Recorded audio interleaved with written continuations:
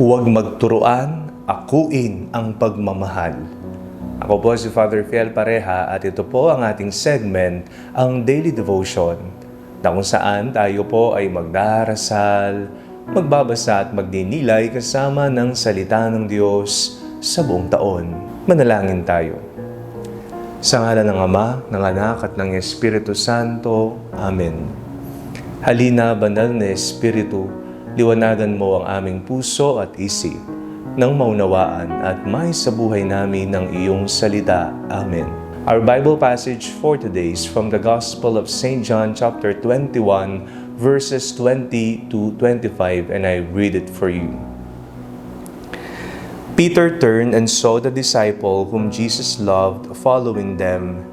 He was the one who had reclined next to Jesus at the supper and had said, "Lord, who is it that is going to betray you?"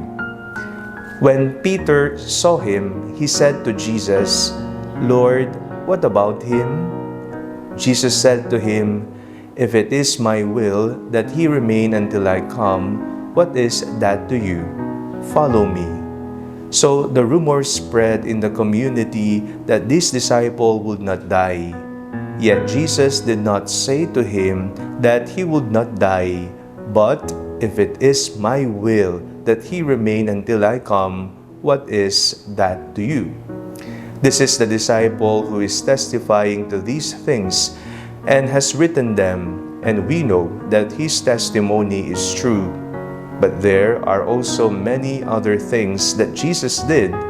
If every one of them were written down, I suppose that the world itself could not contain the books that would be written.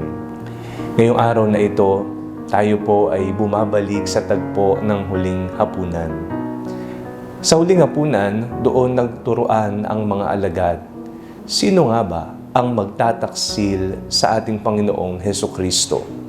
Siya po ba? Ito ang tanong ng isa sa kanyang mga alagad.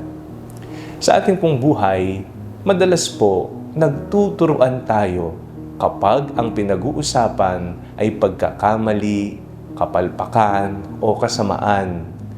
Nagkukulang sa pag-ako ng responsibilidad at pananagutan. Kahit na alam mo sa sarili mo minsan na ikaw ang nagkamali at nakagawa ng hindi tama, aba ang tao nagtuturuan, nagsusumbungan, nawawalan ng pagyakap sa tunay na kaganapan. Ngayong araw na ito, tayo po ay pinapaalalahanan ng Diyos na akuin ang ating responsibilidad. At ano po ang ating responsibilidad bilang kanyang mga tagasunod? Ito po ay ang responsibilidad ng pagmamahal.